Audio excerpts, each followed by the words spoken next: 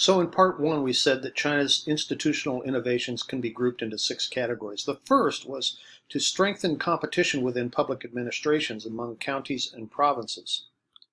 Career opportunities for provincial leaders and local officials became contingent on the economic performance of their locale.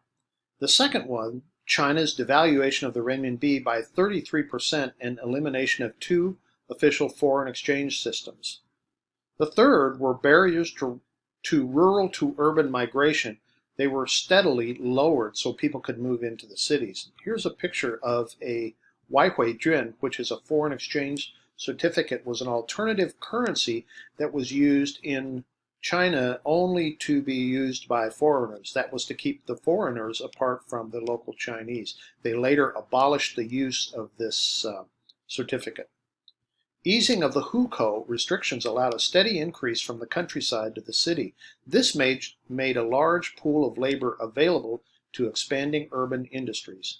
The fourth was tax reform, carried out in 1994, expanded the tax base, raised revenues, and bolstered the government's central budget.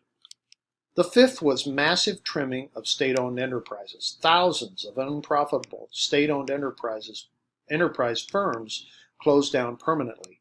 Employment at state-owned enterprises fell from 45 million workers in 1992 to 17.5 million by the end of 2007. Sixth was how and to what extent that China's economy should be linked to the international economy.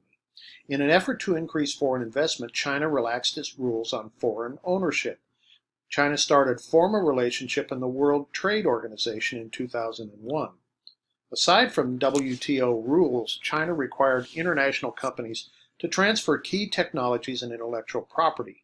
China permitted foreign firms to do business only through joint ventures in which Chinese partners had a majority ownership. The scale of market entry was astonishing.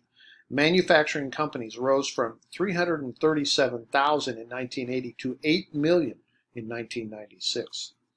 The world viewed Chinese reforms before 1989 with sympathy, but after Tiananmen, this changed fundamentally.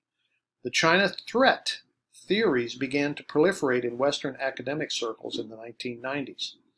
Harvard political scientist Samuel Huntington put forth a thesis in 1993 portraying Confucian China as a threat to Western civilization. Beijing attacked America's own human rights record, police brutality, and racial discrimination, implying that the U.S. was in no position to criticize others. The U.S. imposed short-lived sanctions on China, which they lifted in 1991. Jiang Zemin recognized economic reforms would be easier if relations with the U.S. were on firmer ground. Jiang visited America in 1997, and Bill Clinton visited China in 1998. China worked to build constructive strategic partnerships with America and other economic institutions in Asia. Moscow and Beijing solved a long-standing border conflict along the Amur River. And here's a picture of Bill Clinton with Jiang Zemin, walking with Jiang Zemin, toasting, and shaking hands. The leaders of China, Russia, Kazakhstan, Kyrgyzstan, Tajikistan met in Shanghai in 2001 to establish the Shanghai Five security regime. In December 1991, Li Peng became the first Chinese premier in 31 years to visit India. Nationalism already was a powerful driving force in China before the founding of the PRC. I'm going to stop it there, and we'll take it up in part 3.